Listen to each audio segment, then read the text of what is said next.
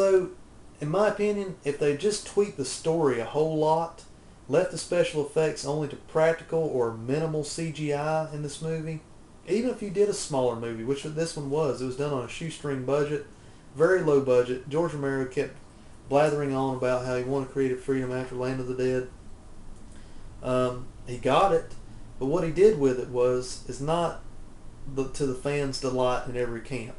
Me personally, I could watch Diary of the Dead. It's not the worst in the series, but it's very, very close, which I'm getting to that here shortly. Diary of the Dead, it's got the cast in it isn't that enjoyable. They're kind of generic characters. There are a couple of standout characters that kind of come in and out of the movie, the little Amish guy and all these other guys.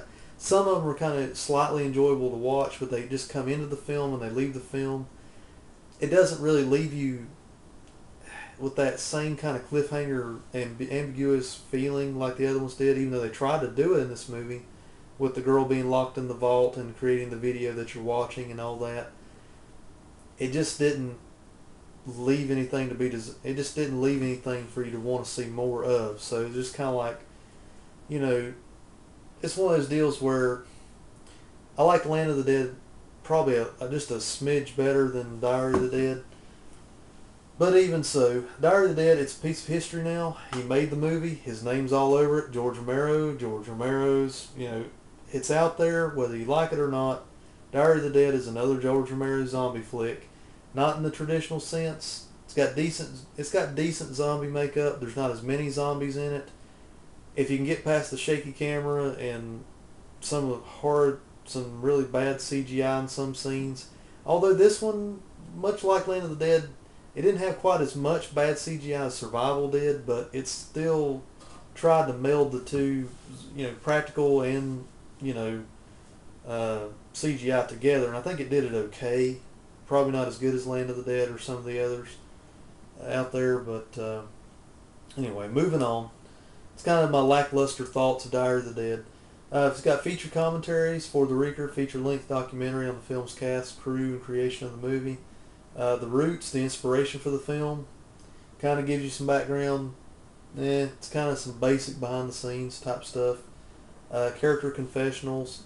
The one thing I can say about this, you're not going to get great picture quality out of a documentary style type movie where it's handheld type stuff, but the sound in Diary of the Dead for surround sound, I gotta say the surround sound is pretty good in this movie. That's one pro I can honestly, after in retrospect of a couple years of watching this, I can actually say the sound is pretty good in this movie. It has a couple jump scares in there that are effective, but not a whole lot.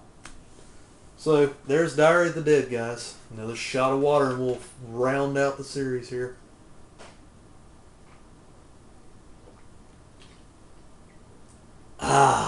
Nothing but the best cool, clear water.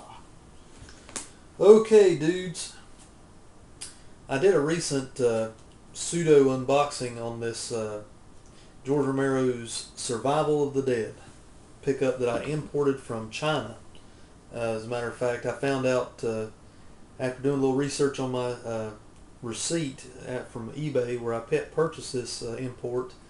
It is Region 0. It will work in your DVD player or Blu-ray player. It says all over it, it is a Blu-ray. I'm gonna gripe about the picture quality first. I've viewed this movie twice so far, just so I could be sure to have at least a decent grasp on the movie itself before I got in here and telling you my thoughts on it.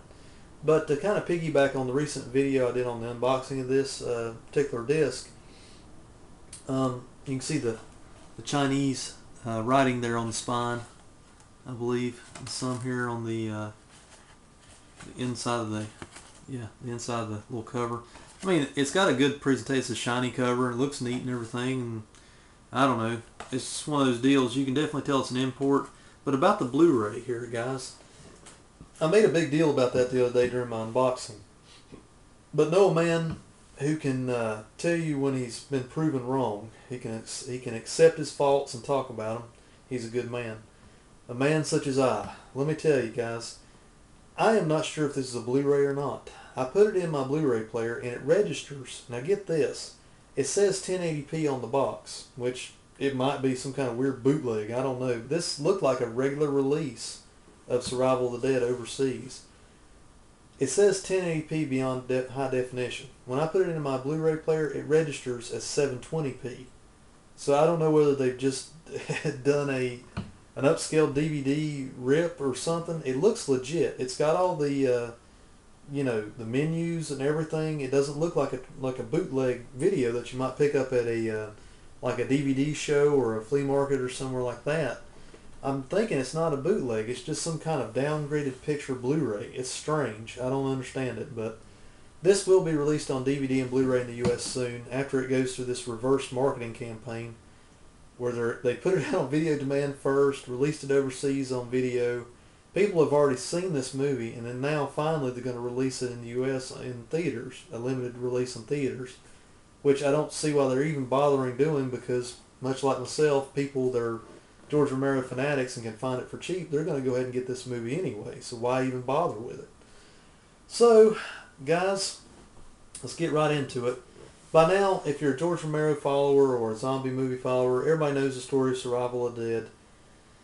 It has literally jumped out of the can, or jumped into the can as far as the film goes, not even probably 2 years after Diary of the Dead has been out. Survival of the Dead, it has been reputed as George Romero's total cash-in for doing this. I watched the behind the scenes on this, guys. George Romero basically said in an interview that he did this because the same creative force behind Diary of the Dead said, okay, we did okay with the home market sales on Diary of the Dead. Do you want to do another one, but you got to do it right now? So George Romero kept saying over and over again, with his age and everything, he just had to take it and run with it when he could. So he went ahead and took it and created Survival of the Dead. Hands down, where do I start with this film, guys? I'm not going to put it over. I'll tell you that first off. It is the worst in all the zombie films of George Romero so far. He's even talking like he's going to make 2 more in the same new universe as Diary of the Dead and Survival of the Dead. Let's go ahead and get out the obvious. Everybody always kind of rants about it. The CGI is horrible. I'm just going to go ahead and say that. And just about every scene where they use CGI, which they used it way too much in this movie, you could tell they went the total cheap route and couldn't even barely afford practical effects in this movie, or didn't want to put the money into it, and they just tried to do about everything in CGI. The CGI is horrible in just about every scene in this movie. It's not even, they didn't even try to meld it really with a lot of practical effects. There are a few practical effects shot in the movie, and even then they're not that great, because I do not think that K&B or any of the bigger effects houses had anything to do with this movie. I think it was done by just some newcomers that came to the plate. They did their best. You could tell they were trying hard, and I give them props for that. But the few practical effects that are in this movie, they're not even really up to par, guys. It's a very, very, very rushed project. That's my feelings after watching this movie twice.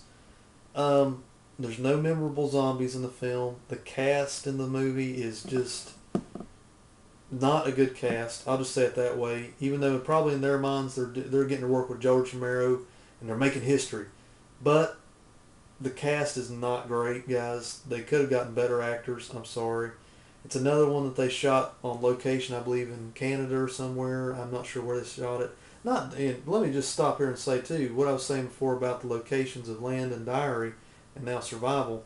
Just because it's filmed in Canada, I'm not trying to disrespect my Canadian brothers up there. Rahu, I'm sorry, I'm not trying to, and J-Dog and all those guys up there. I love you guys. You guys are great movie reviewers. I love your videos. So, not saying anything bad about you guys. I'm just saying for a Romero zombie flick, traditionally speaking, I think if he was going to go back to his roots, he should have went back to Pennsylvania, Pittsburgh, shot it on a countryside out there, and just said it was on an island, which is where this movie supposedly, most of it takes place.